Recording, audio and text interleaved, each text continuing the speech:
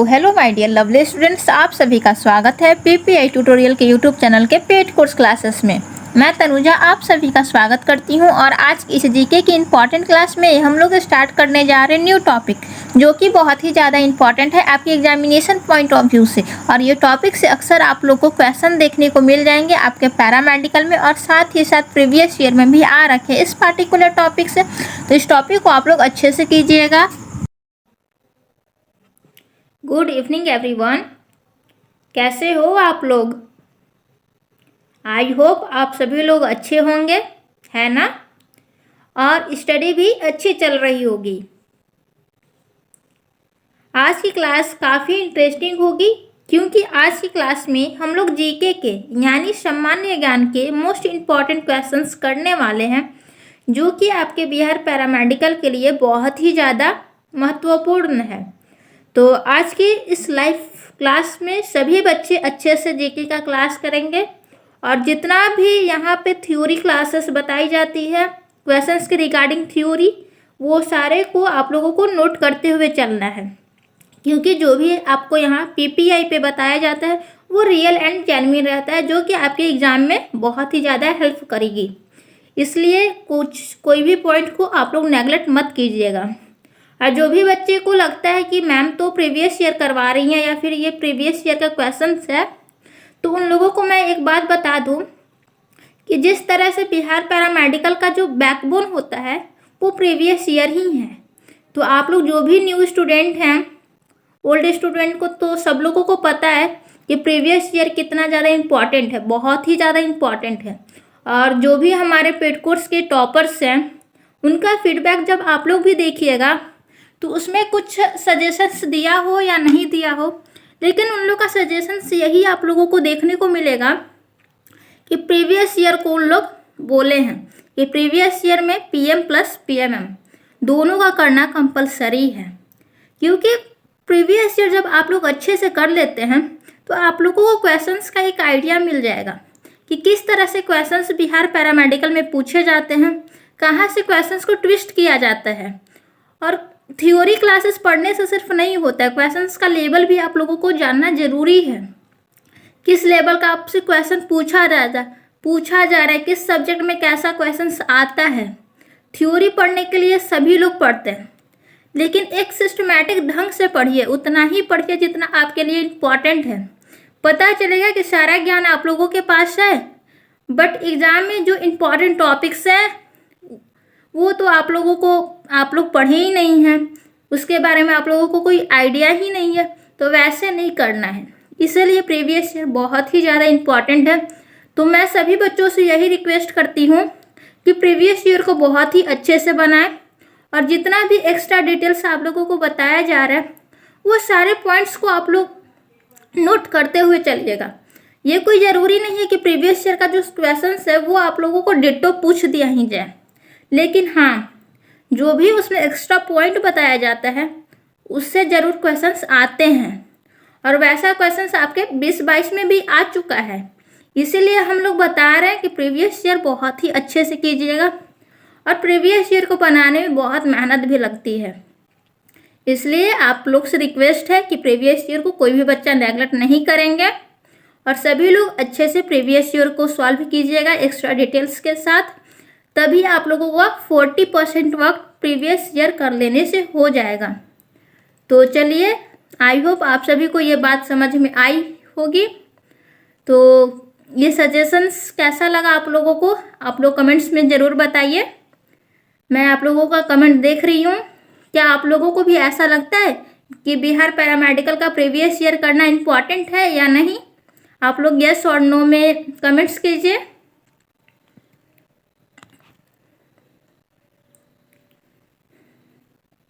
तो very good, जो भी बच्चे प्रीवियस ईयर को इम्पोर्टेंस देते हैं वो सही गाइडलाइन और सही रास्ते पे चल रहे हैं, और जो भी बच्चे अभी पैरामेडिकल का प्रीवियस ईयर को नेगलेक्ट कर रहे हैं वो अभी से भी करना शुरू कर दीजिए, क्योंकि हर बार आपको सही गाइडलाइन नहीं मिलती है।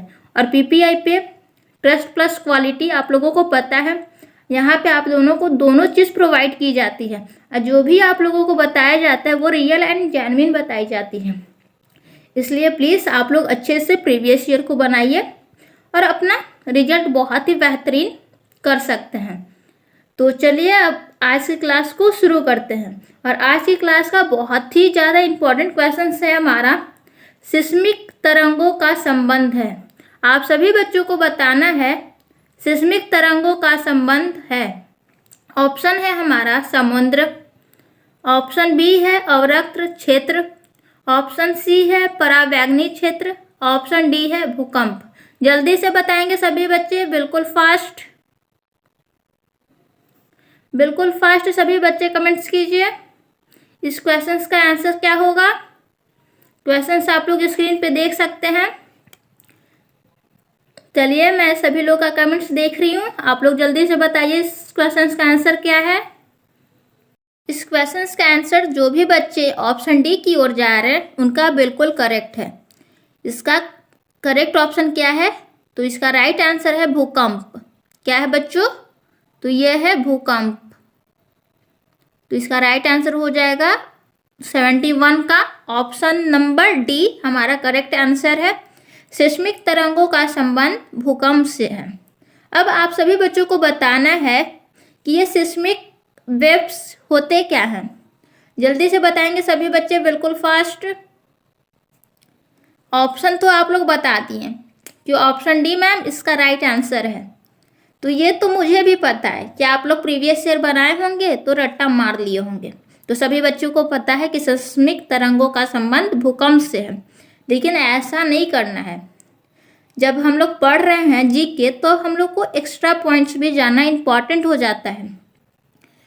और यहाँ पे आप लोग मेरा वीडियो पहले भी आप लोग देखी होंगे, हम बहुत ही ज़्यादा डिटेल्स में आप लोगों को बताते हैं हर एक पॉइंट को, जितना आपके एग्जामिनेशन के लिए इम्पॉर्टेंट है।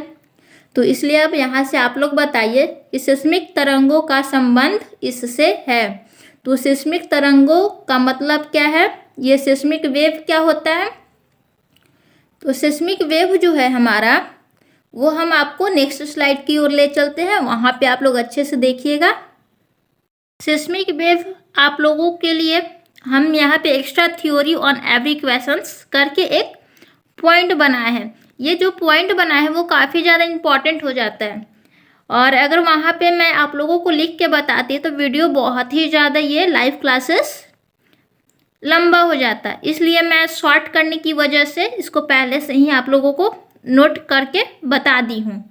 तो ये पॉइंट्स जो भी मैं बताई हूँ या फिर जो भी यहाँ पे पॉइंट्स आप लोग देख रहे हैं वो भी पॉइंट्स बहुत ही ज़्यादा इम्पॉर्टेंट है। तो जो सिस्मिक वेव है हमारा, वो सिस्मिक वेव क्या है?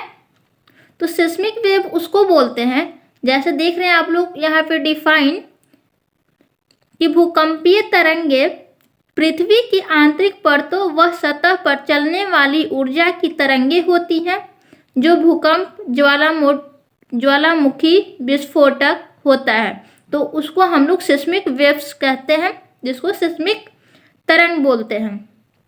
तो सिस्मिक वेव क्या होता है? तो ये भूकंप का ज्वालामुखी विस्फोट ये सब जो होता है उसी को हम लोग सिस्मिक वेव बोलते हैं। जैसा कि यहाँ पे आप लोग देख रहे हैं एक्स्ट्रा डिटेल्स में सारा कुछ सिस्मिक वेव के बारे में। और जो ऑप्शन बी है हमारा वो है अवरक्त क्षेत्र। तो अवरक्त क्षेत्र किसको बोलते हैं? तो अवरक्त क्षेत्र हम लोग बोलते हैं विद्युत चुंबकीय स्पेक्ट्रम का 0.8 म्यू से 200 म्यू तक का क्षेत्र अवरक्त क्षेत्र कहलाता है। अवरक्त क्षेत्र क्या है? तो अवरक्त क्षेत्र का मतलब है कि विद्युत चुंबकीय स्पेक्ट्रम का 0.8 म्यू से 200 म्यू तक का क्षेत्र अवरक्त क्षेत्र कहलाता है। तो और इसमें जो हमारा ऑप्शन सी है वो है परावैंगनी क्षेत्र। तो आप लोग कमेंट्स में कीजिए कि परावैंगनी किरण क्या होता है। आप सभी बच्चे बताएंगे कि परावैंगनी क्षेत्र क्या होता है। सभी लोग बिल्कुल फास्ट कमेंट कीजिए कि परावैंगनी किरण क्या होता है। तो आप सभी को पता होगा कि परावैंगनी किरणें सूर्य से निकलने वाली ऊर्जा का एक प्रकार है। ये तो आप सभी को पता होगा। और उसी तरह जो हमारा ऑप्शन डी था वो हमारा राइट आंसर था। तो ऑप्शन डी जो राइट आंसर है वो भूकंप। तो भूकंप तो आप सभी को पता है कि पृथ्वी का हिलना भूकंप बोलते हैं। तो ये तो सभी लोगों को पता है कि पृथ्वी जब हिलने लगती है तो हम लोग बोलते हैं कि भूकंप आ गया। तो भूकंप के बारे में भी थोड़ा सा डिटेल्स हम लोग देख लेते हैं कि पृथ्वी की सतह के हिलने को कहते हैं। पृथ्वी की सतह के हिलने को क्या कहते हैं? तो इसको हम लोग भूकंप बोलते हैं। यह पृथ्वी के स्थल मंडल लिथोस्फीयर में ऊर्जा के अचानक मुक्त हो जाने के कारण उत्पन्न होने वाली भूकंपीय तरंगों की वजह से होता है। और फिर नेक्स्ट जो हमारा पॉइंट है वो है भूकंप की तीव्रता मापने की एक गणितीय पैमाना है जो रिएक्टर स्केल है। भूकंप की तीव्रता मापी जाती है एक सिस्मोग्राफ से भी, यहाँ पे आप लोग देख सकते हैं। और फिर ऊपर में जो पॉइंट्स है हमारा वो है भूकंप की तीव्रता मापने की गणितीय पैमाना। ये पॉइंट्स आप लोग याद रखिएगा। गणितीय पैमाना बोलेगा तो रिएक्टर स्केल, और भूकंप की तीव्रता तो सिस्मोग्राफ से मेजर की जाती है। तो आई होप आप सभी को ये क्वेश्चंस में कोई भी डाउट्स नहीं होंगे और सारे क्वेश्चंस को मैं अच्छे से एक्सप्लेन की हूँ। आप विथ देख रहे हैं, आप लोग हेडलाइन भी देख रहे हैं, extra theory on every questions. हर एक क्वेश्चंस पे जितना पॉइंट्स बनने लायक था मैं उतना पॉइंट्स बनाई हूँ। और आई होप आप सभी को ये पॉइंट्स क्लियर हो गए होंगे और आप सभी को ये वीडियो भी अच्छा लगे, ये क्लास भी आज का इंटरेस्टिंग लगे। तो चलिए अब हम लोग नेक्स्ट क्वेश्चन की ओर बढ़ते हैं। सेकंड जो हमारा क्वेश्चन है वो भी बहुत ही ज़्यादा इम्पॉर्टेंट है। तो सेकंड क्वेश्चन क्या है हमारा? आकाशगंगा जिसको गैलेक्सी का कितने प्रतिशत पदार्थ तारे होते हैं? आप सभी बच्चों को बताना है आकाशगंगा गैलेक्सी का कितना प्रतिशत पदार्थ तारे होते हैं। सभी बच्चे कमेंट्स करेंगे बिल्कुल फास्ट आप लोग कमेंट्स कीजिए इस क्वेश्चन का राइट आंसर क्या होगा। तो आप लोगों को मैं बता दूं कि इसका जो राइट आंसर है वो आपके ऑप्शन में नहीं है। ये जो आपका क्वेश्चन दिख रहा है इसका सारे ऑप्शन जो हैं वो रॉन्ग है। तो चलिए इसको हम लोग इनकरेक्ट करते हैं। इनकरेक्ट है तो इसको हम लोग करेक्ट करते हैं। तो ये जो भी ऑप्शन आप लोगों का दिया हुआ है ये गलत है। तो यहाँ पे आप लोगों का ऑप्शन होना चाहिए 4%, 8%, और सी ऑप्शन में आ जाएगा आपका, 1 मिनट, यहाँ पे आप लोग 9% कर लीजिए और यहाँ पे 10%। ये था आपका 4%, ये था आपका 5%। अब आप लोग बताइए कि इस क्वेश्चन का राइट आंसर क्या होगा बच्चों। आप लोग बिल्कुल फास्ट कमेंट्स कीजिए। आकाशगंगा गैलेक्सी का कितने प्रतिशत पदार्थ तारे होते हैं? ऑप्शन है हमारा 4%, 5%, 9%, 10%। आप सभी बच्चे बिल्कुल फास्ट कमेंट कीजिए इस प्यारे से क्वेश्चन का आंसर क्या होगा बच्चों। आप लोग कमेंट्स कीजिए जल्दी। तो इस क्वेश्चन का ऑप्शन दिया हुआ गलत है और ये प्रत्येक साल आपके बिहार पैरामेडिकल में आप लोगों को देखने को मिलेंगे। 2 से 3 क्वेश्चंस ऐसा रहेगा कि या तो फिर दोनों दो ऑप्शन सही हो जाएंगे या फिर ऑप्शन ही करेक्ट नहीं रहेगा। तो इस तरह के बिहार पैरामेडिकल में क्वेश्चंस देखे जाते हैं। तो ये कोई बड़ी बात नहीं है, नॉर्मल हो चुका है। इसलिए इसमें आप लोग कोई भी टिक लगाइएगा तो अगर सबका रॉन्ग ही होगा तो इसलिए कोई प्रॉब्लम नहीं है। तो आप लोग अब बताइए कि इसका राइट आंसर क्या होगा। तो जो भी बच्चे ऑप्शन ए की ओर आ रहे हैं, जो भी बच्चे इस क्वेश्चन का ऑप्शन ए दे रहे हैं 4%, उनका बिल्कुल करेक्ट है, वेरी गुड। जो भी बच्चे ऑप्शन ए दे रहे हैं उनका बिल्कुल राइट है, वेल डन, बहुत बढ़िया। तो चलिए इसके बारे में भी थोड़ा सा डिटेल्स हम लोग देखते हैं कि आकाशगंगा गैलेक्सी क्या है। तो यहाँ पे आप लोग देख सकते हैं, यहाँ पे पॉइंट्स आप लोगों को दिया हुआ है कि प्रत्येक आकाशगंगा में अनुमानतः 100 अरब तारे होते हैं। तो अगर देखा जाए तो आपका 4% तारे ही आपके पदार्थ के रूप में होता है। तो वहाँ पे आपका क्वेश्चंस भी सेम यही था कि आकाशगंगा में कितने प्रतिशत पदार्थ तारे होते हैं। तो इसका राइट आंसर था 4%। तो ये चीज़ को आप लोग नोट्स कर लीजिएगा, इम्पॉर्टेंट है। आकाशगंगा का कितने प्रतिशत पदार्थ तारे होते हैं? तो ये 4% होते हैं। तो सभी लोग को ये क्वेश्चन समझ में आ गया है ना? किसी को किसी प्रकार का कोई डाउट्स तो नहीं ना है? अगर है तो आप लोग कमेंट्स में कमेंट करके पूछ सकते हैं। जल्दी से बताएंगे सभी बच्चे, बिल्कुल फास्ट। किसी को कोई डाउट्स? अब तो मैं ऑप्शन भी चेंज कर दी हूँ सारे क्वेश्चंस का। तो आई होप आप सभी को कोई डाउट्स इस क्वेश्चंस में नहीं होगा। 72 आप सभी का क्लियर है? एक बार यस टाइप कीजिए। तो प्रत्येक आकाशगंगा में अनुमानतः कितना तारे होते हैं? तो ये 100 अरब तारे होते हैं।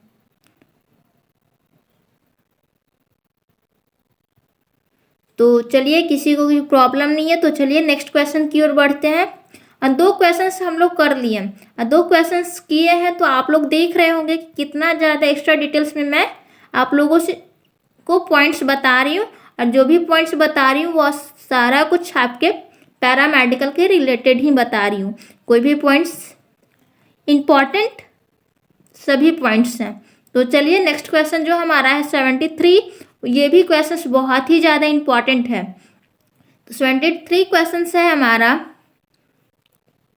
यह उन 4 तत्वों में से एक है जो मिलकर पृथ्वी के कुल भार का 93% है। क्या क्वेश्चन है? तो क्वेश्चन है हमारा, यह उन 4 तत्वों में से एक है जो मिलकर पृथ्वी के कुल भार का 93% है। ऑप्शन है हमारा सिलिकॉन Si, बी है कार्बन C जिसका सिंबल है H हाइड्रोजन और D एल्युमिनियम। आप सभी बच्चे बिल्कुल फास्ट कमेंट कीजिएगा इस प्यारे से क्वेश्चन का आंसर क्या होगा। जल्दी से बताएंगे सभी बच्चे, बिल्कुल फास्ट आप लोग कमेंट्स कीजिए।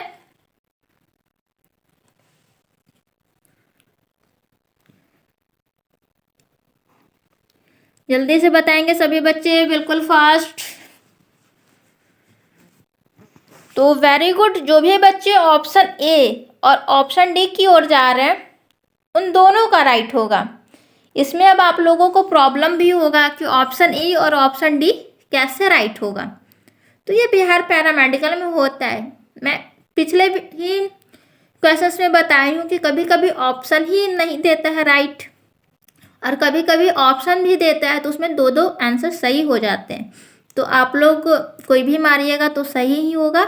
लेकिन अगर आप लोग इसका आंसर ऑप्शन ए सिलिकॉन देते हैं तो आप लोगों का आंसर सही है, और अगर आप लोग ऑप्शन नंबर डी एल्युमिनियम देते हैं तब भी आप लोगों का आंसर सही है। तो चलिए इस क्वेश्चन को हम लोग अच्छे से समझ लेते हैं। पहले इस क्वेश्चन को समझ लेते हैं कि जो पृथ्वी के कुल भार का 93% जो है वो 4 तत्व होता है। ये हमारा अर्थ है। इसमें जो 93% है और इसमें क्या होता है, जो 4% जो होता है वो हमारा क्या होता है, ये एलिमेंट होता है। तो अभी ये 4% एलिमेंट में कौन कौन सा एलिमेंट होता है इसके बारे में हम लोगों को बताना है। तो जो फर्स्ट एलिमेंट होता है हमारा वो है ऑक्सीजन। फर्स्ट एलिमेंट कौन है? ये है हमारा ऑक्सीजन।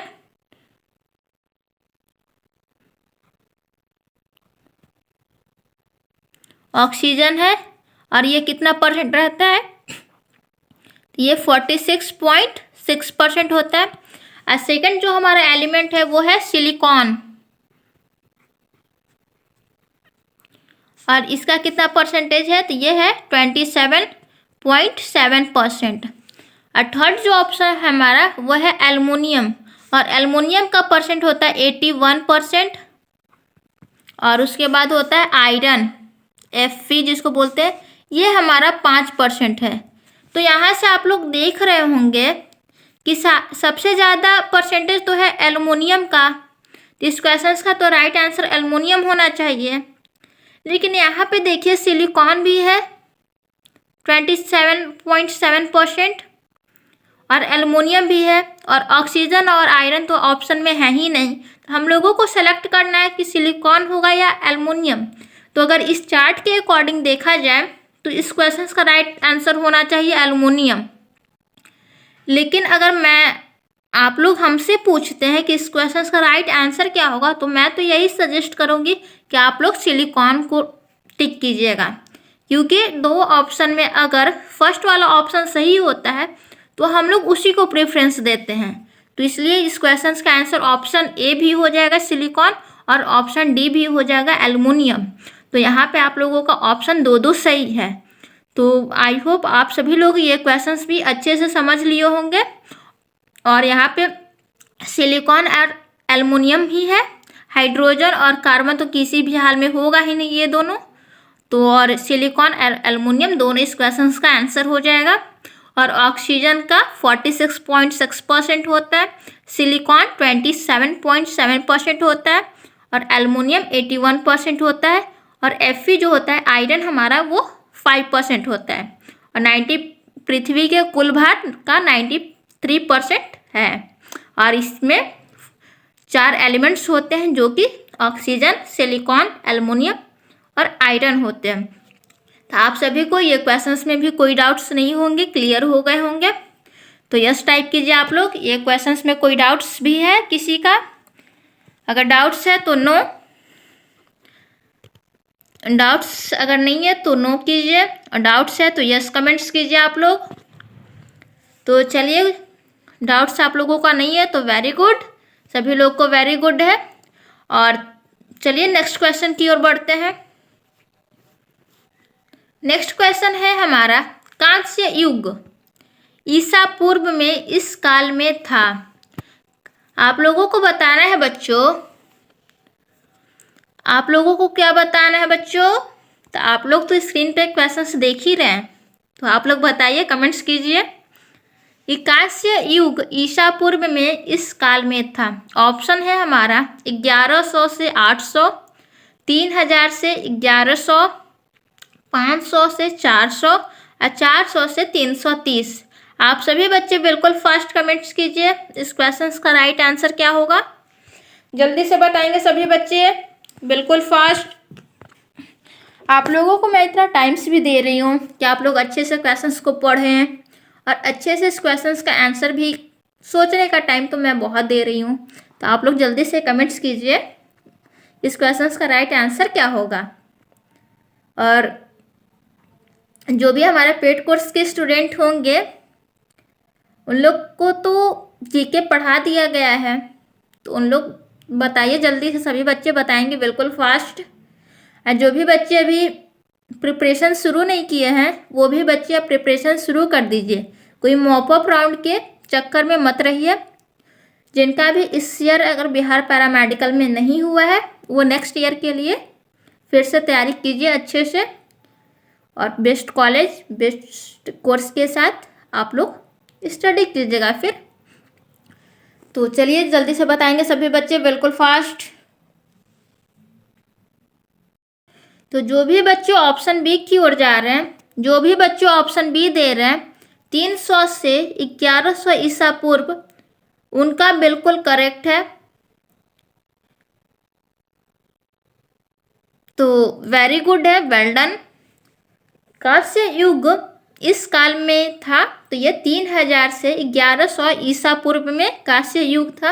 और ये क्वेश्चन जो है ये इम्पॉर्टेंट है और याद करने वाला क्वेश्चन है, इसमें कोई भी दिमाग आप लोगों को नहीं लगाना है, बस ये क्वेश्चंस को आप लोग याद कर लीजिएगा कि कांस्य युग 3000 से 1100 ईसा पूर्व इसका जो था वो टाइम पीरियड था। तो चलिए इस क्वेश्चंस में भी आप लोगों को कोई प्रॉब्लम नहीं होगी। तो बढ़ते हैं नेक्स्ट क्वेश्चन की ओर। नेक्स्ट क्वेश्चन भी हमारा बहुत ही ज़्यादा इम्पॉर्टेंट है, और जो नेक्स्ट क्वेश्चन है हमारा, इससे आप लोगों को हिंदी में भी क्वेश्चंस पूछ लिए जाते हैं और जीके में भी क्वेश्चंस पूछ लिए जाते हैं। क्योंकि ये क्वेश्चंस जो आप लोग देख रहे हैं ये ऑथर, राइटर और नोबेल, ये तीनों पॉइंट्स जो हैं इससे प्रत्येक साल आपके प्रीवियस ईयर में भी और बिहार पैरामेडिकल का ये फेवरेट क्वेश्चंस होता है, ये तीनों टॉपिक्स। इसलिए आप लोगों को अच्छे से ये तीनों टॉपिक्स को कंप्लीट करना पड़ेगा। तो नेक्स्ट क्वेश्चन क्या है हमारा बच्चों? तो नेक्स्ट क्वेश्चन है हमारा, शाहनामा किसने लिखा है? आप सभी बच्चे बिल्कुल फास्ट कमेंट्स कीजिए कि शाहनामा किसने लिखा है, जल्दी से बताएंगे सभी बच्चे। शाहनामा किसने लिखा है? ऑप्शन है हमारा अल ब्रूनी, ऑप्शन बी है फिरदौसी, ऑप्शन सी है हमारा इब्न बतूता और ऑप्शन डी है अमीर खुसरो। जल्दी से बताएंगे सभी बच्चे, बिल्कुल फास्ट। शाहनामा किसने लिखा था? जल्दी से बताइए आप लोग सभी, कमेंट्स कीजिए। इतना तो आप लोगों को मैं टाइम्स दे रही हूँ, फिर भी कमेंट्स करने में एनर्जी आप लोगों का कहाँ है? एनर्जी के साथ अभी पढ़ाई कीजिए आप लोग, अभी तो बहुत टाइम है, इसलिए सब लग रहे हैं कितना स्लो स्लो कमेंट्स कर रहे हैं। बिल्कुल फास्ट कमेंट्स कीजिए आप लोग।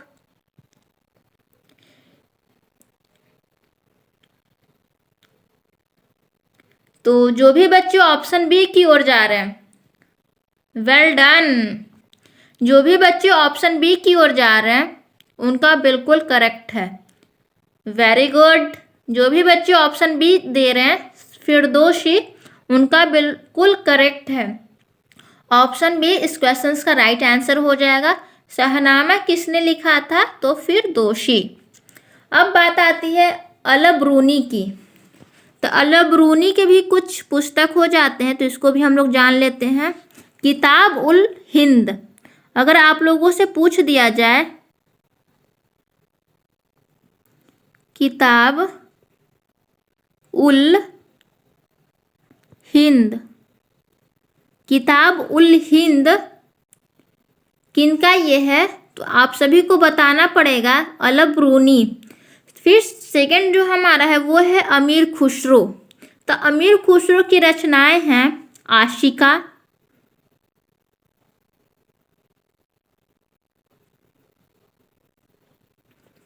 फिर सेकंड है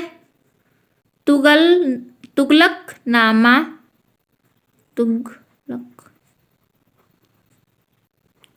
तुगलकनामा, और फिर नेक्स्ट है किरान उस सादेन। एक और कौन सा बुक है? तो चलिए अच्छे से इसको भी बता देते हैं। किरान उस सादेन, किरान उस सादेन। तो ये क्वेश्चंस बिहार पैरामेडिकल के लिए बहुत ही ज़्यादा इम्पॉर्टेंट हो जाता है, और एक तरह से बोलिए तो ये क्वेश्चंस जो है वो पैरामेडिकल का फेवरेट है। ये क्वेश्चंस नोबेल ऑथर, राइटर, ये सबसे प्रत्येक साल आपके पैरामेडिकल में पूछ लिए जाते हैं। तो ये टॉपिक्स आप लोग अच्छे से क्लियर कर लीजिएगा। ये हमारे तरफ से एक्स्ट्रा टिप्स समझिए इसको। तो अल ब्रूनी की कौन सी बुक थी? आप लोग कमेंट्स कीजिए, अब तो मैं बता चुकी हूँ। जल्दी से बताएंगे सभी बच्चे। क्या आप लोग यहाँ पे कॉन्सेंट्रेट होके पढ़ रहे हैं? अगर कॉन्सेंट्रेट आप लोग हैं तो आप लोग को याद हो गया होगा कि अल ब्रूनी की कौन सी पुस्तक है। तो ये है किताब उल हिंद। कौन सा था बच्चों? किताब उल हिंद। तो चलिए, वेरी गुड। सभी लोग अच्छे से पढ़िए और मेहनत कीजिए, तभी सक्सेस का मज़ा है। बिना मेहनत किए किसी को सफलता नहीं मिली है। तो इसलिए आप लोग भी मेहनत कीजिए, और उसके बाद जब आप लोगों का रिजल्ट्स आएगा तो आप लोग बहुत खुश होइएगा। तो चलिए नेक्स्ट क्वेश्चन की ओर बढ़ते हैं। ये क्वेश्चंस में भी कोई डाउट्स आप लोगों को नहीं होना चाहिए, क्योंकि बहुत ही इजी क्वेश्चंस है और ये सिर्फ याद करने वाला है। तो चलिए नेक्स्ट क्वेश्चन है हमारा, कांग्रेस ने कब पूर्ण स्वराज की घोषणा की? सभी बच्चे बिल्कुल फास्ट कमेंट कीजिए। कांग्रेस ने कब पूर्ण स्वराज की घोषणा की? ऑप्शन है हमारा 1920, 1916, 1929, 1947। सभी बच्चे बिल्कुल फास्ट कमेंट करेंगे। इस प्यारे से क्वेश्चन का आंसर क्या होगा? जल्दी से बताएंगे सभी बच्चे।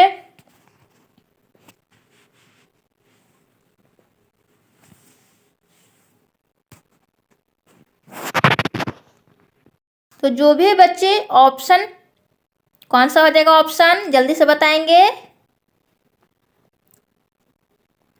जल्दी से बताएंगे सभी बच्चे ऑप्शन कौन सा हो जाएगा।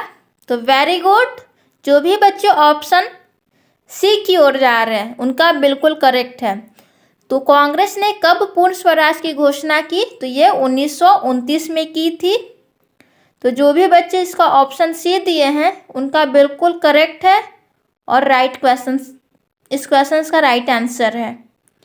तो चलिए इससे भी कुछ एक्स्ट्रा पॉइंट्स जान लेते हैं।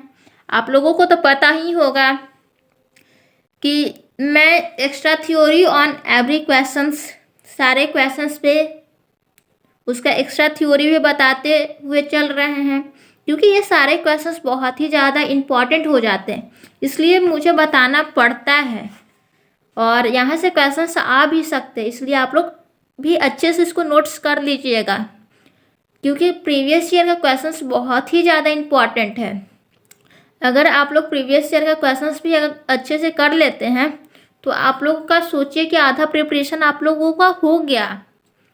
और जो भी मैं बता रही हूँ वो रियल एंड जेन्युइन है, 100%। आप किसी से भी ये बात पूछ सकते हैं, शेयर कर सकते हैं, वो आपको 100% आपको राइट ही मिलेगा। जो भी मैं यहाँ पे आप लोगों को सजेशंस दूँ या फिर हमारे जो भी टीचर्स आप लोगों को जो गाइडलाइन बताएं उसको आप लोग जस्ट लाइक फॉलो करते हुए चलिए, देन आप लोगों का रिजल्ट बहुत ही झकास और अच्छा आएगा। तो जब भी आप लोग यहाँ जब लाइव क्लास में आप लोग जुड़े हैं तो कुछ ना कुछ आप लोगों का अच्छा अच्छा कोर्स टारगेट भी होगा, तभी तो आप लोग प्रिपरेशन कर रहे हैं। तो जल्दी से बताएंगे सभी बच्चे कि सभी बच्चों का टारगेट क्या है।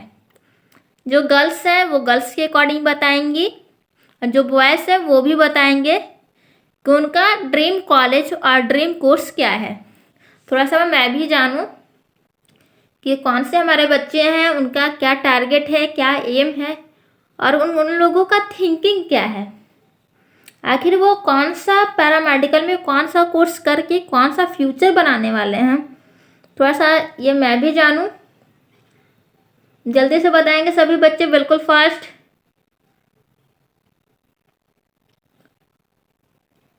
तो चलिए आप लोगों का जो भी ड्रीम कॉलेज है, ड्रीम कोर्स है, वेल डन, बहुत बढ़िया आ रहा है कमेंट्स। तो मैं तो यही सजेशंस दूंगी कि जो भी गर्ल्स हैं वो जीएनएम कीजिए, बेस्ट है गर्ल्स के लिए। जीएनएम कर सकती हैं या फिर फार्मेसी भी कर सकती हैं। तो जीएनएम और फार्मेसी दोनों अच्छा है गर्ल्स के लिए। तो आप लोग वो आपके चॉइस के ऊपर डिपेंड करता है कि आपको किस फील्ड में ज़्यादा इंटरेस्ट है। अगर नर्सिंग के फील्ड में है तो आप लोग जीएनएम कर सकती हैं, और अगर मेडिकल ये सब से रिलेटेड है, मेडिसिन ये सब से, तो आप लोग फार्मेसी भी कर सकती हैं। तो चलिए वेरी गुड है। और लड़का लोग फार्मेसी कीजिए, आप लोग रेडियोलॉजी तो न्यू कोर्स हो जाते हैं बट वो भी कोर्स सही है। फार्मेसी कीजिए, लैब टेक्नीशियन कीजिए, ओटी असिस्टेंट कीजिए, ये सब बॉयज़ के लिए बहुत ही अच्छा कोर्स पैरामेडिकल के फील्ड में माने जाते हैं। तो आई होप आप सभी लोग एक अच्छा कोर्स सोच के ही आप लोग तैयारी करना शुरू किए होंगे, क्योंकि एक टारगेट और एम बनाना बहुत ही ज़रूरी होता है लाइफ में। जब तक आपका टारगेट और एम नहीं होगा तब तक आप लोग कुछ नहीं कर सकते हैं। इसलिए एक टारगेट बना के हुए आप अपना प्रिपरेशन कीजिएगा कि हाँ मैं पैरामेडिकल फील्ड में आई हूँ तो हाँ मुझे जीएनएम करना है तो करना है, अब जैसे भी हो तो हमको वो चाहिए तो चाहिए।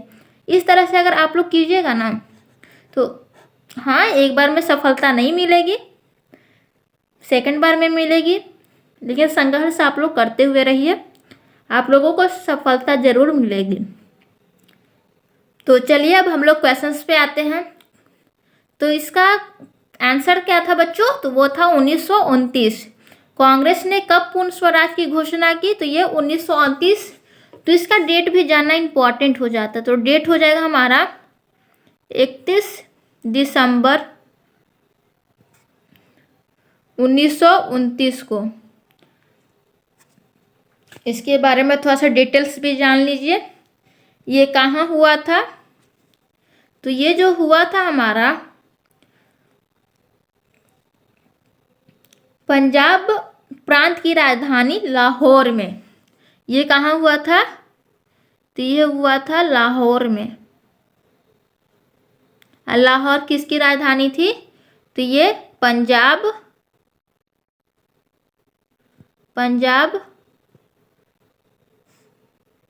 प्रांत की राजधानी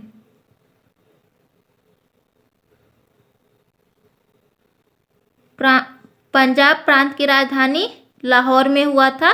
कांग्रेस ने पूर्ण स्वराज की घोषणा की थी। तो चलिए इसके बारे में कुछ एक्स्ट्रा पॉइंट्स मैं आप लोगों को और बोल दे रही हूँ, आप लोग नोट्स कर लीजिएगा। तो जो हमारा है तो वो ये हुआ था 31 दिसंबर 1929 को भारतीय राष्ट्रीय कांग्रेस का वार्षिक अधिवेशन तत्कालीन पंजाब प्रांत की राजधानी लाहौर में हुआ। इस ऐतिहासिक अधिवेशन में कांग्रेस के पूर्ण स्वराज का घोषणा पत्र तैयार किया तथा पूर्ण स्वराज को कांग्रेस का मुख्य लक्ष्य घोषित किया। जवाहरलाल नेहरू इस अधिवेशन के अध्यक्ष चुने गए। जवाहरलाल नेहरू जो है इस अधिवेशन के क्या तो अध्यक्ष पूछ दिया जाए। इस अधिवेशन के अध्यक्ष तो ये है जवाहरलाल नेहरू। तो चलिए नेक्स्ट स्लाइड की ओर इसका डिटेल्स मैं दिखा दे रही हूँ आप लोगों को।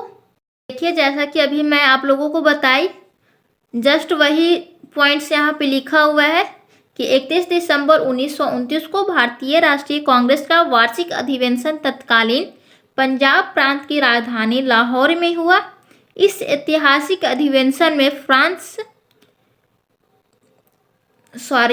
कांग्रेस के पूर्ण स्वराज का घोषणा पत्र तैयार किया तथा पूर्ण स्वराज को कांग्रेस का मुख्य लक्ष्य घोषित किया। जवाहरलाल नेहरू इस अधिवेशन के अध्यक्ष चुने गए। तो चलिए अब हम लोग क्वेश्चंस की ओर बढ़ रहे हैं। चलिए इस क्वेश्चंस में भी आप लोगों को कोई डाउट्स नहीं होंगे, ये क्वेश्चंस भी आप लोगों को अच्छे से क्लियर हो गया होगा। तो अब हम लोग नेक्स्ट क्वेश्चन की ओर बढ़े। आप लोग यस टाइप कीजिए। आज की क्लास आप लोगों को कैसी लग रही है कमेंट्स कीजिए। आज की क्लास में आप लोगों को कुछ ज़्यादा तो नहीं ना पढ़ना पड़ रहा है, आप लोग जल्दी से बताएंगे।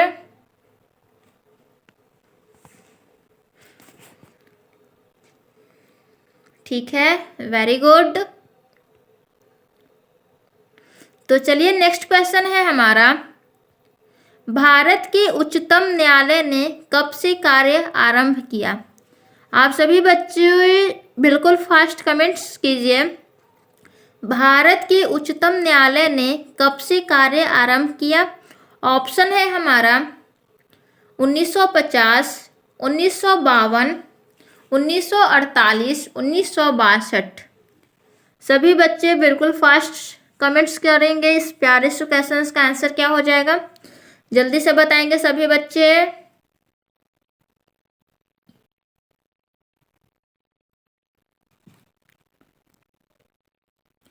जो भी बच्चे ऑप्शन ए की ओर आ रहे हैं, जो भी बच्चे ऑप्शन ए की ओर आ रहे हैं उनका बिल्कुल करेक्ट है, वेरी गुड। जो भी बच्चे ऑप्शन ए आंसर दे रहे हैं 1950, उनका बिल्कुल करेक्ट आंसर है। भारत के उच्चतम न्यायालय ने कब से कार्य प्रारंभ किया? तो ये 1950 से। तो इसका डेट भी जानना इम्पोर्टेंट हो जाता है। तो डेट क्या हो जाएगा? 28 जनवरी 1950 को। तो डेट भी आप लोग याद रखिएगा। तो ये क्वेश्चंस आप लोग याद रखिएगा, इसमें ज़्यादा कुछ दिमाग नहीं लगाना है। तो चलिए नेक्स्ट क्वेश्चन की ओर बढ़ते हैं। और नेक्स्ट क्वेश्चन भी हमारा बहुत ही ज़्यादा इम्पॉर्टेंट होने वाला है। नेक्स्ट क्वेश्चन आप लोग देख रहे हैं स्क्रीन पे, आप लोग कमेंट्स का आंसर दीजिए। थर्मस का आविष्कार किसने किया? आप सभी बच्चे बताएंगे थर्मस का आविष्कार किसने किया। ऑप्शन है हमारा मार्कोनी, लैंगमूर, ईस्टमैन, दीवार। जल्दी से बताएंगे सभी बच्चे, बिल्कुल फास्ट कमेंट्स कीजिए आप लोग। ये हमारा प्यारा प्यारा सा क्वेश्चन का आंसर क्या होगा बच्चे? बिल्कुल फास्ट आप सभी बच्चे बताएंगे। तो वेल डन। जो भी बच्चे ऑप्शन डी की ओर आ रहे हैं, जो भी बच्चे ऑप्शन डी की ओर आंसर दे रहे हैं, उनका बिल्कुल करेक्ट है। इस क्वेश्चन का राइट आंसर क्या हो जाएगा? तो दीवार। थर्मस का आविष्कार किसने किया? तो ये दीवार ने किया। तो इनका पूरा नाम क्या है दीवार का? तो ये जेम्स दीवार नाम है, जेम्स दीवार। एक मिनट, ये क्या हो गया? इनका पूरा नाम है जेम्स दीवार। तो चलिए बताएंगे यहाँ से मार्कोनी। मार्कोनी के बारे में थोड़ा सा आप लोग कमेंट्स कीजिए। तो ये मार्कोनी कौन है? जल्दी से बताएंगे सभी बच्चे, बिल्कुल फास्ट। अच्छा, पहले ये आप लोग बताइए कि मार्कोनी का पूरा नेम बताइए। कमेंट्स कीजिए तो आप लोग। आंसर तो आप सभी लोग फटाफट दे रहे हैं, क्योंकि आप लोगों को पता है हमको कि आप लोग प्रीवियस ईयर बना चुके हैं। तो आप लोग को याद है कि थर्मस का आविष्कार दीवार, क्योंकि क्वेश्चंस आप लोग रट लिए हो। लेकिन जहाँ मैं एक्स्ट्रा डिटेल्स आप लोगों से पूछ रही हूँ, तो बहुत ही कम बच्चों लोग का आंसर करेक्ट आ रहा है, क्योंकि आप लोग सारा प्रीवियस ईयर लग रहे हो कि सिर्फ रट लिए हो। तो रटने से काम नहीं चलने वाला है। कभी कभी 1 से 2 क्वेश्चंस डिटो पूछ लिए जाते हैं, बट और क्वेश्चंस में एक्स्ट्रा जो डिटेल्स उससे बनता है, उससे भी क्वेश्चंस आते हैं। इसलिए प्लीज़ आप लोग रटिए मत। आप लोग रटिएगा तो काम कैसे चलेगा? ऐसे तो जीके सही बात है, रटने वाला सब्जेक्ट है, बट प्रीवियस ईयर को आप लोग मत रट्टा मार लीजिए। आप लोग सभी लोग थोड़ा सा सीरियस होके पढ़िए, आप लोग बच्चे नहीं हैं। तो मार्कोनी के बारे में आप लोग बताइए, जल्दी से बताएंगे सभी बच्चे। तो मार्कोनी का जो पूरा नेम होता है वो होता है, जल्दी से बताइए।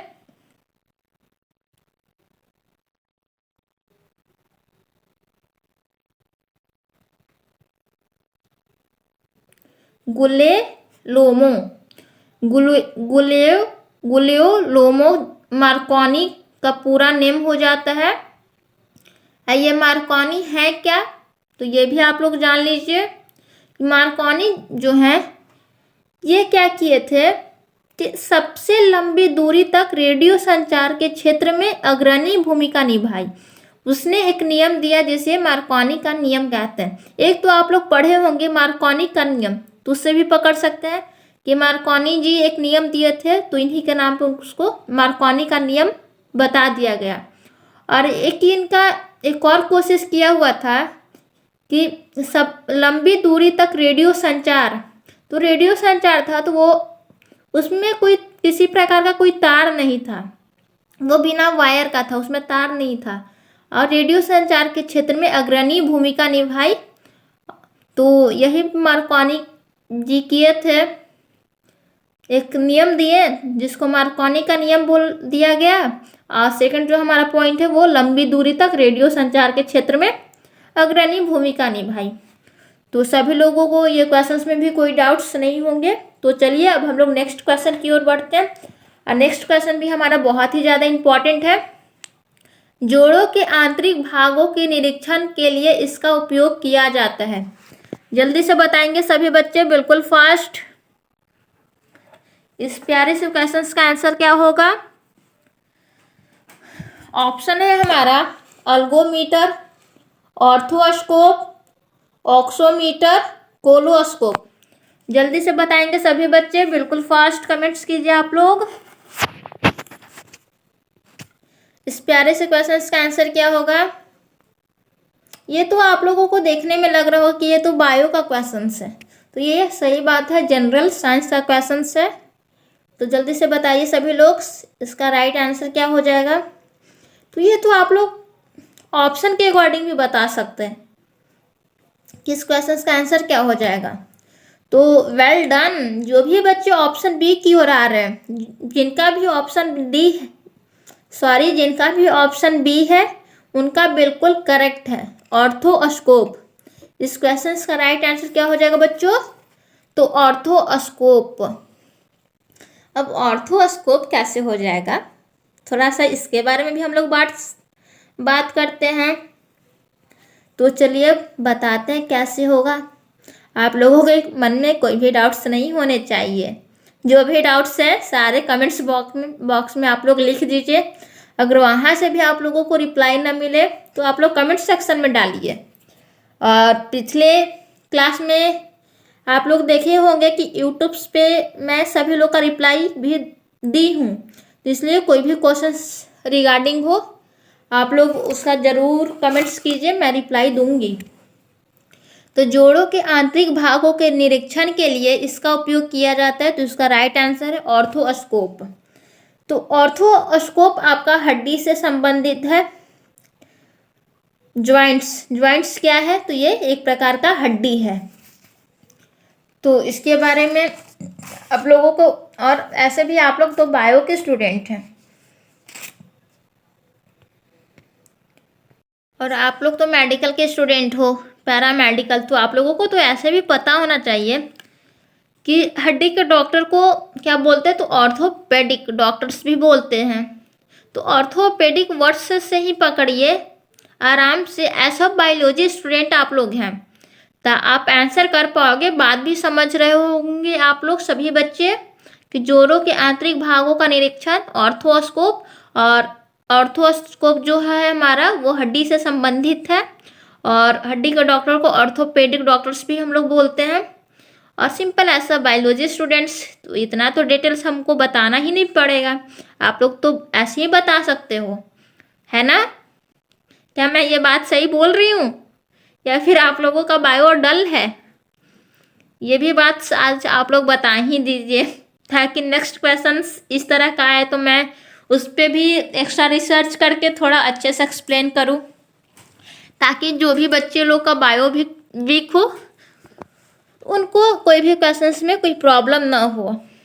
तो ये भी आज आप लोग क्लियर कर ही दीजिए, क्योंकि टीचर्स और स्टूडेंट्स के बीच में एक रिलेशन होता है और यहाँ पे आप लोगों के मन में जो भी डाउट्स हैं या फिर क्लास के रिगार्डिंग या जो भी डाउट्स हैं आप लोग पूछ सकते हैं।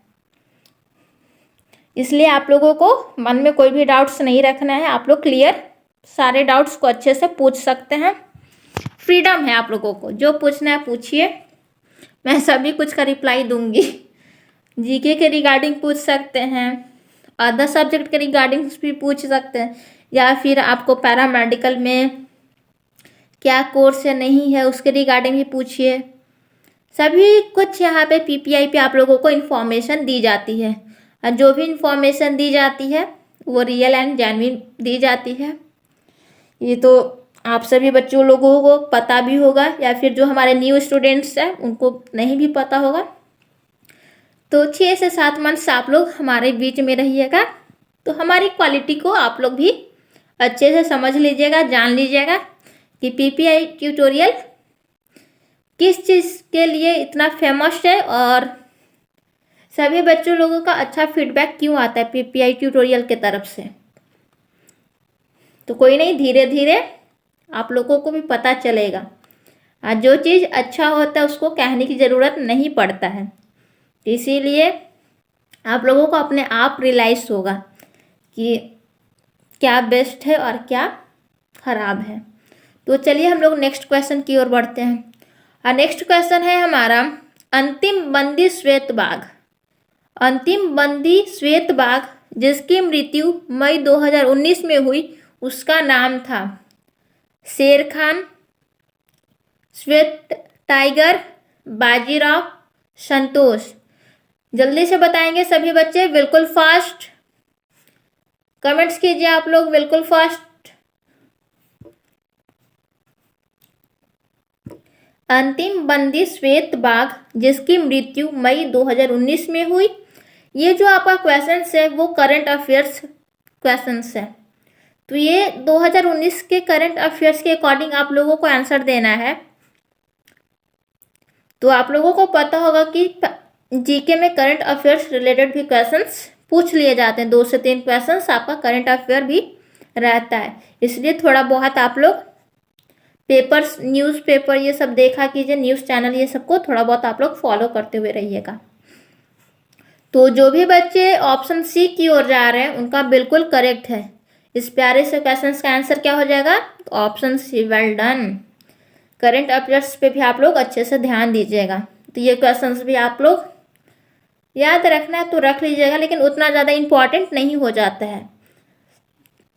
2023 के लिए ये क्वेश्चंस इम्पॉर्टेंट नहीं हो जाते, क्योंकि ये 2019 का करंट अफेयर्स है, तो इतना पुराना करंट अफेयर्स नहीं पूछता। बहुत ज़्यादा तो 1 से 2 साल के करंट अफेयर्स पूछ लिए जाते हैं।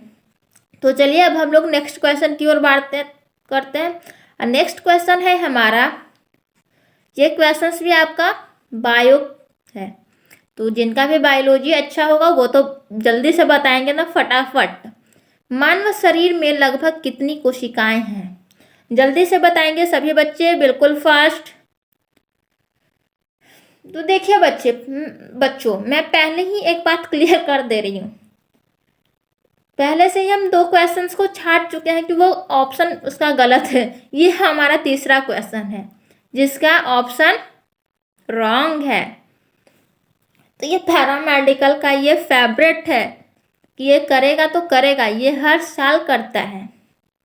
तो इसलिए आप लोगों को घबराना नहीं है, कोई बात नहीं। नंबर कटेगा तो सभी लोगों का कटेगा, अगर मिलेगा तो सभी लोगों को मिलेगा। तो चलिए इसका राइट आंसर आप लोग कैसे बताइएगा अब। तो चलिए मैं ऑप्शन आप लोगों को दे रही हूँ। इस क्वेश्चन का ऑप्शन क्या हो जाएगा? तो ऑप्शन ए में आप लोग डाल लीजिए 37,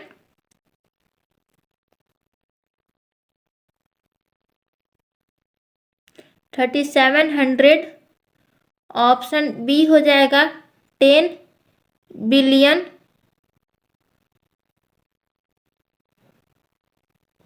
और ऑप्शन सी हो जाएगा आपका 7.5 अरब। और ऑप्शन डी हो जाएगा आपका 30 खरब। चलिए इस ऑप्शन के अकॉर्डिंग से आप लोग कमेंट्स कीजिए कि मानव शरीर में लगभग कितनी कोशिकाएं हैं। जल्दी से बताएंगे सभी बच्चे। इस प्यारे से क्वेश्चन का आंसर क्या हो जाएगा? तो वेल डन। जो भी बच्चे ऑप्शन डी की ओर आ रहे हैं उनका बिल्कुल करेक्ट है, बहुत बढ़िया। ऑप्शन डी इस क्वेश्चन का राइट आंसर हो जाएगा 30 खरब। तो मानव शरीर में 30 खरब कोशिकाएं हैं। तो ये भी क्वेश्चन आपका गलत हो जाएगा क्योंकि इसमें करेक्ट आंसर नहीं दिया हुआ है।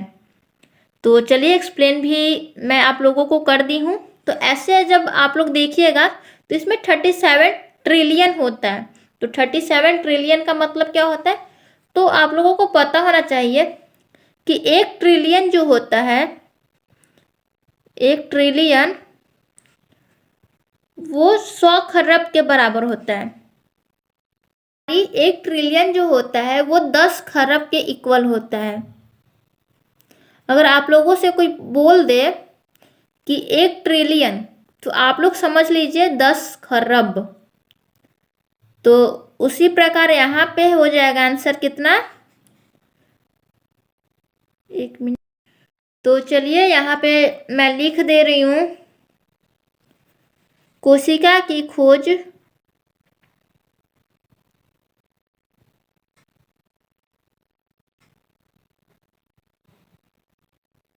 तो ये 1665 में किसके द्वारा?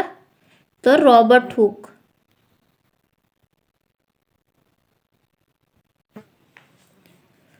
और एक पॉइंट और है, कोशिका का मुख्य कार्य क्या हो जाता है? जल्दी से बताएंगे कि कोशिका का मुख्य कार्य क्या होता है? तो ये प्रकाश संश्लेषण करना। कोशिका का मुख्य कार्य प्रकाश संश्लेषण करना हो जाता है। और इससे एक पॉइंट्स और बन जाते हैं कि मानव शरीर में सबसे अधिक पाया जाने वाला कोशिका लाल रक्त कोशिका है जो उन कोशिकाओं का लगभग 80% है। मानव शरीर में सबसे अधिक पाया जाने वाला जो कोशिका है वो लाल रक्त कोशिका है। तो चलिए इस क्वेश्चंस में भी बहुत ही ज़्यादा डिटेल्स में मैं आप लोगों को बता दी। सेल के बारे में आप लोगों को 2-3 पॉइंट्स आप लोगों को क्लियर की। कोशिका शरीर के जीवन के लिए महत्वपूर्ण है। कोशिका की खोज 1665 में रॉबर्ट हुक ने की। मानव शरीर में लगभग 37 ट्रिलियन मीन्स 37 खरब कोशिकाएं पाई जाती है। कोशिका का मुख्य कार्य प्रकाश संश्लेषण करना है। मानव शरीर में सबसे अधिक पाया जाने वाला कोशिका लाल रक्त कोशिका है जो लगभग 80% है। तो आई होप आप सभी को ये क्वेश्चंस में भी कोई प्रॉब्लम्स नहीं हुआ होगा। तो चलिए अब हम लोग नेक्स्ट क्वेश्चन की ओर बढ़ते रहे हैं और नेक्स्ट क्वेश्चन भी हमारा बहुत ही ज़्यादा इम्पॉर्टेंट है। नेक्स्ट क्वेश्चन है हमारा मसूड़ों से संबंधित विशेषण है। जल्दी से बताएंगे सभी बच्चे।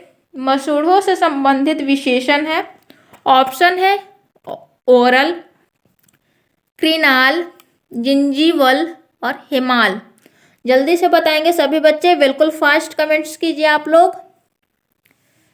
Well done. जो भी बच्चे ऑप्शन सी की ओर जा रहे हैं, जो भी बच्चे ऑप्शन सी दे रहे इस क्वेश्चन का आंसर बिल्कुल करेक्ट है। तो गम्स से रिलेटेड एडजेक्टिव है आपका जिंजीवल। गम्स से रिलेटेड एडजेक्टिव आपका क्या है? तो यह है जिंजीवल। तो चलिए इस क्वेश्चंस को भी आप लोग याद रखिएगा। नेक्स्ट क्वेश्चन है हमारा, द्वितीय ओलंपिक खेल कहाँ हुए थे? जल्दी से बताएंगे सभी बच्चे, बिल्कुल फास्ट। द्वितीय ओलंपिक खेल कहाँ हुए थे? ऑप्शन है हमारा ग्रीस, ऑप्शन बी है फ्रांस, ऑप्शन सी है यूके, ऑप्शन डी है यूएसए। जल्दी से बताएंगे सभी बच्चे, बिल्कुल फास्ट कमेंट्स कीजिए आप लोग।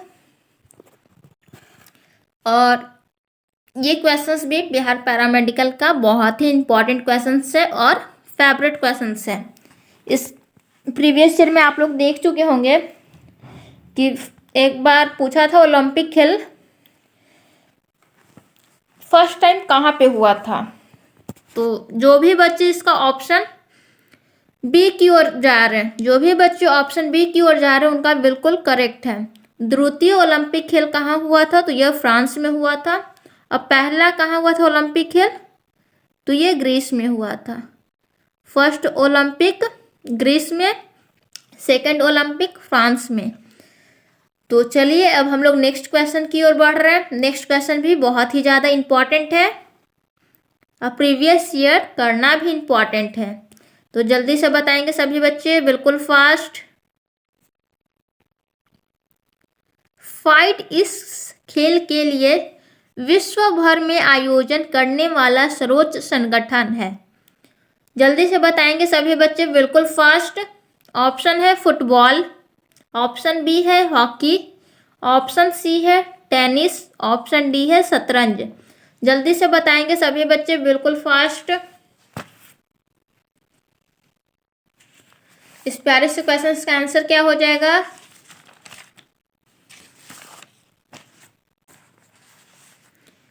तो जो भी बच्चे ऑप्शन डी की ओर जा रहे हैं उनका बिल्कुल करेक्ट है। इस प्यारे से क्वेश्चन का आंसर क्या होगा? तो शतरंज, जिसको बोलते हैं चेस।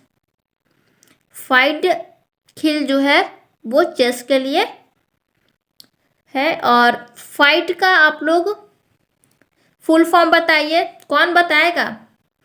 जल्दी से बताइए तो देखते हैं कौन बच्चे बताते हैं फाइट का फुल फॉर्म। जल्दी से बताएंगे सभी बच्चे, बिल्कुल फास्ट। देखते हैं कौन बच्चे इंटेलिजेंट हैं, कौन किसको याद है फाइट का फुल फॉर्म। जल्दी से फटाफट कमेंट्स कीजिए तो सभी लोग। Well done. तो फाइट का फुल फॉर्म है हमारा, देखिए, फेडरेशन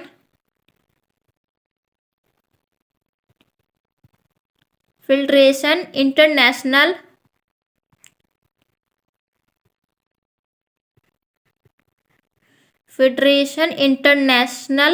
डिस एचएस।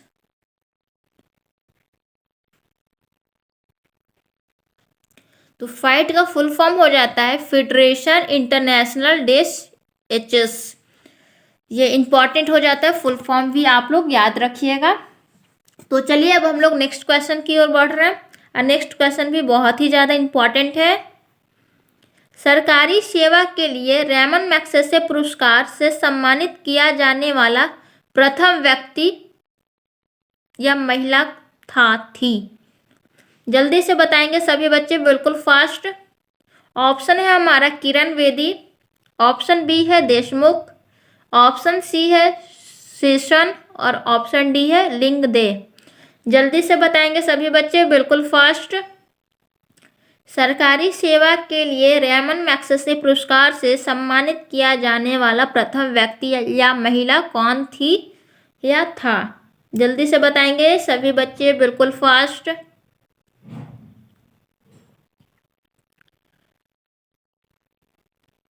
तो वेरी गुड, जो भी बच्चे ऑप्शन बी की ओर जा रहे हैं उनका बिल्कुल करेक्ट है, देशमुख। देशमुख जो है उनको रेमन मैग्सेसे पुरस्कार से सम्मानित किया जाने वाला प्रथम महिला ये थी। और इसी तरह न्यूज़ वालों के लिए आपको हमारे एनडीटीवी के रवीश कुमार को रेमन मैग्सेसे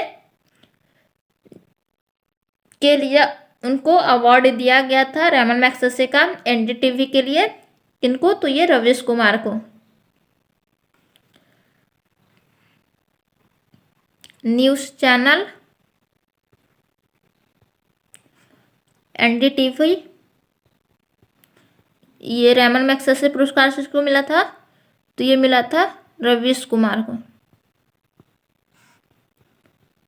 तो ये भी इम्पॉर्टेंट हो जाता है, आप लोग याद रखिएगा कि न्यूज़ वालों के लिए आपको हमारे एनडीटीवी के रवीश कुमार को रेमन मैग्सेसे जर्नलिज्म के लिए भी याद किया गया था। तो ये पॉइंट्स इंपॉर्टेंट हो जाता है। तो चलिए अब हम लोग नेक्स्ट क्वेश्चन की ओर बढ़ते हैं, और नेक्स्ट क्वेश्चन है हमारा एड्स को आधिकारिक मान्यता कब दी गई है? जल्दी से बताएंगे सभी बच्चे, बिल्कुल फास्ट। एड्स को आधिकारिक मान्यता कब दी गई है? 1990, 1981, 1975, 2006। जल्दी से बताएंगे सभी बच्चे, बिल्कुल फास्ट।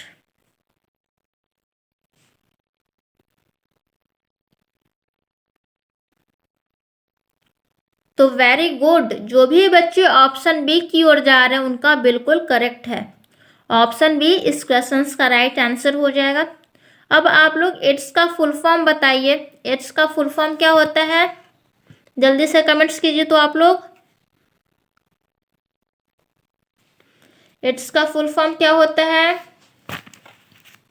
तो वेरी गुड, एड्स का फुल फॉर्म होता है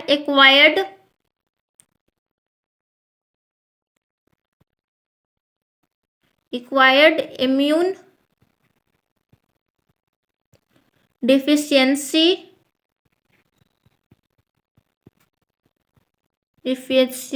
सिंड्रोम।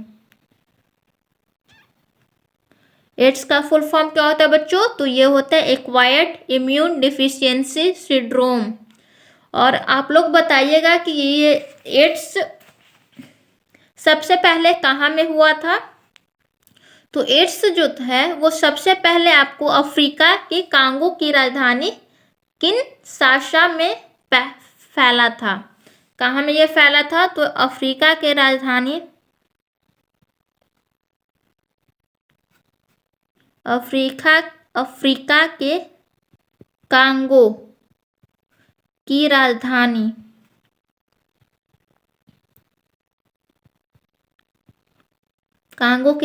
कहाँ है?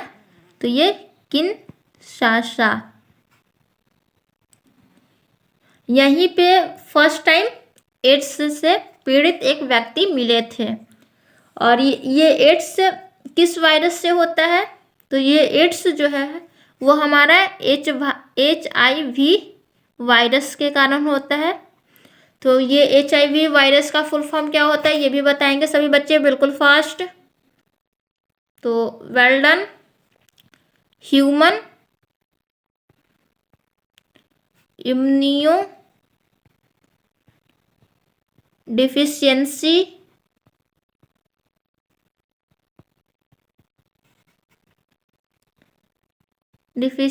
वायरस। तो ये दोनों आप लोग याद रखिएगा कि एड्स में वायरस कौन आता है, तो ये HIV वायरस आता है। तो चलिए अब हम लोग नेक्स्ट क्वेश्चन की ओर बढ़ते हैं। नेक्स्ट क्वेश्चन है हमारा,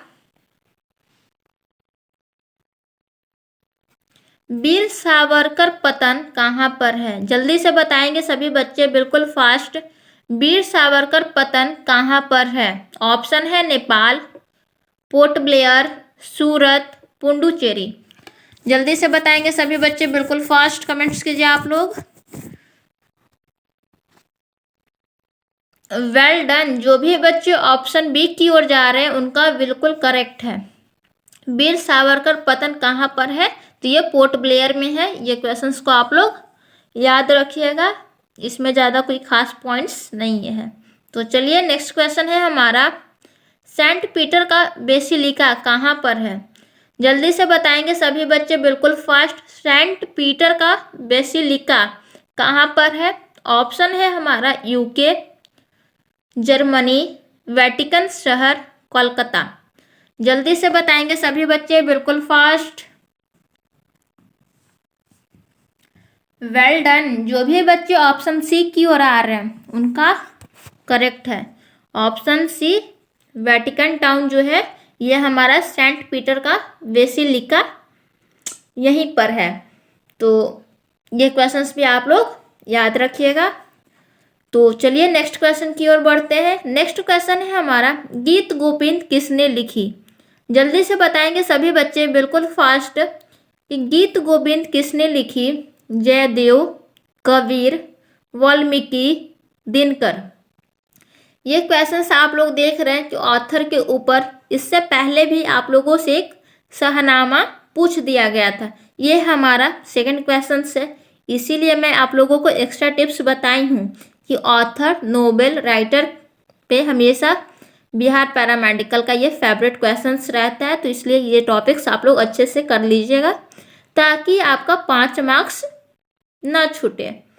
तो गीत गोविंद के लेखक जो भी बच्चे ऑप्शन ए की ओर आंसर दे रहे हैं जयदेव, उनका बिल्कुल करेक्ट है। ऑप्शन ए इस क्वेश्चन का आंसर हो जाएगा, जयदेव। अब बात आती है वाल्मीकि। तो वाल्मीकि के बारे में तो आप लोग सभी लोगों को पता होगा कि रामायण के रचयिता कौन है? तो ये वाल्मीकि हैं।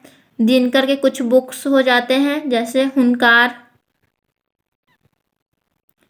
उर्वशी, ये सब तो आप लोगों को हिंदी में भी आप लोग पढ़े होंगे, तो इसको हम ज़्यादा डिटेल्स में नहीं करवा रहे हैं, आप लोग वहाँ से भी अच्छे से कर लीजिएगा। ये भी याद करने वाला क्वेश्चंस है, तो ये क्वेश्चंस में भी आप लोगों को कोई दिक्कत नहीं हुआ होगा। तो चलिए अब हम लोग नेक्स्ट क्वेश्चन की ओर बढ़ते हैं। ये हमारा आज की क्लास का लास्ट क्वेश्चन है। लाइफ इज गुड किसकी टैगलाइन है? बताएंगे सभी बच्चे, बिल्कुल फास्ट।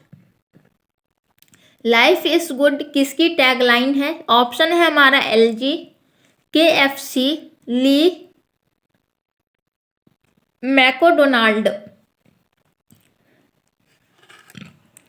तो आप लोगों को ये चीज़ पता होगा कि हमारा PPI ट्यूटोरियल का टैगलाइन क्या है। जल्दी से बताएंगे सभी बच्चे, बिल्कुल फास्ट कमेंट्स कीजिए तो कि PPI ट्यूटोरियल का टैगलाइन क्या है। तो वेरी गुड। जैसे हमारे चैनल PPI ट्यूटोरियल का टैगलाइन है quality with trust. Quality with trust, ये हमारा PPI ट्यूटोरियल का टैगलाइन है हमारा। गुणवत्ता भरोसा के साथ, ये हमारा टैगलाइन है। इसी तरह आप लोगों को बताना है कि लाइफ इज गुड किसकी टैगलाइन है। तो लाइफ इज गुड जो टैगलाइन हमारा वो है LG का है। लाइफ इज गुड किसकी टैगलाइन है? तो ये हमारा LG की है। तो इस टाइप के भी क्वेश्चंस बहुत ही कम देखे जाते हैं बट पूछ लिए जाते हैं। तो जो भी बच्चे यहाँ जुड़े हुए हैं, और क्वेश्चंस का सीरीज आज में हमारा समाप्त होता है। आज के क्वेश्चंस में हम लोग 71 से 90 क्वेश्चंस आज की क्लास में हम लोग किए हैं। और सारे क्वेश्चंस आप लोगों को कैसे लगे आप लोग कमेंट्स में ज़रूर बताइएगा। जो भी बच्चे यहाँ जुड़े हुए हैं और विशेष तैयारी बेसिक टू एडवांस पढ़ने के लिए आप हमारे पेड कोर्स से जुड़ सकते हैं। आपको स्क्रीन पर नंबर दिख रहा होगा, आप व्हाट्सएप कर सकते हैं, ठीक है ना। वहाँ से आपको सारा डिटेल्स दे दी जाएगी पेड कोर्स के रिगार्डिंग। कुछ भी डिटेल्स आपको चाहिए पेड कोर्स के रिगार्डिंग तो आप लोग व्हाट्सएप पे मैसेज करके आप लोग हमारी टीम से बात कर सकते हैं। वहाँ पे आपको सारा क्लास के रिगार्डिंग आपको हर एक कुछ बता दिए जाएंगे और आप लोग अपनी तैयारी को बहुत ही बेहतरीन आप लोग इस चैनल के माध्यम से भी कर सकते हैं। तो आप लोग देख भी रहे होंगे कि हमारे यूट्यूब चैनल पे एक से एक अनुभवी शिक्षक लोग हैं जो आप लोगों को अच्छे से बिहार पैरामेडिकल का प्रिपरेशन भी करवाते हैं। और आप लोग हमारा 2021 और 2022 का भी फीडबैक भी देख चुके हैं स्टूडेंट्स के द्वारा कि स्टूडेंट्स कैसा फीडबैक दिए हैं क्लास के रिगार्डिंग। तो आप हमारे पेड कोर्स से भी आप भी एक अच्छे से तैयारी कर सकते हैं। और चलिए कोई बात नहीं, अगर आप हमारे पेड कोर्स से नहीं भी पढ़ते हैं तो आप हमारे यूट्यूब से भी पढ़िए, यहाँ से भी आप लोगों को बहुत हेल्प मिलेगी। क्योंकि यूट्यूब पे भी जितना भी हम लोग पढ़ाते हैं सारा पैरामेडिकल के रिगार्डिंग ही पढ़ाते हैं। इसलिए आप लोग कोई बात नहीं, आप लोग पेड कोर्स के माध्यम से नहीं भी पढ़ते हैं तो आप लोग यूट्यूब से पढ़िए। और हमारे टेलीग्राम चैनल पीपीआई ट्यूटोरियल को भी ज्वाइन कीजिए। वहाँ पे क्लासेस का लिंक, वीडियो और क्लासेस के रिगार्डिंग जो भी इंफॉर्मेशन होता है वहाँ पे आप लोगों को सबसे पहले बता दी जाती है। तो टेलीग्राम चैनल हमारा क्या है, तो इसको भी आप लोग ज़रूर ज्वाइन कीजिए। टेलीग्राम चैनल भी हमारा पीपीआई ट्यूटोरियल है, तो इसको भी आप लोग अवश्य ज्वाइन कीजिए सभी बच्चे। और यहाँ से आप लोग हर इंफॉर्मेशन क्लास के रिगार्डिंग आप लोग ले सकते हैं। और आज का सेशन हमारा यहीं पे समाप्त होता है। और आज की क्लास कैसी लगी कमेंट्स सेक्शन में ज़रूर बताइएगा। लाइक, शेयर और वीडियो को सब लाइक कर दीजिएगा वीडियो को, और शेयर कर दीजिएगा अपने फ्रेंड्स के साथ जो भी पैरामेडिकल का प्रिपरेशन कर रहे हैं, ताकि उनको भी कुछ सीखने को मिल जाए। और अगर आप लोग इस चैनल पे न्यू हैं तो इस चैनल को सब्सक्राइब कर लीजिए कि बिहार पैरामेडिकल के रिगार्डिंग कोई भी इंफॉर्मेशन आए तो आप पे नोटिफिकेशन चला जाए और आप लोग उस वीडियो को देख लीजिए। तो चलिए मिलते हैं हम नेक्स्ट क्लास में, तब तक के लिए bye bye, take care, study well. और कमेंट्स आप लोग करना मत भूलिएगा क्योंकि बहुत मेहनत लगती है। तो कमेंट्स आप लोग ज़रूर कीजिएगा, अब वीडियो को लाइक भी कर दीजिएगा। चलिए मिलते हैं नेक्स्ट क्लास में, तब तक के लिए बाय बाय। आप लोग अपना ध्यान रखिएगा, टेक केयर, बाय।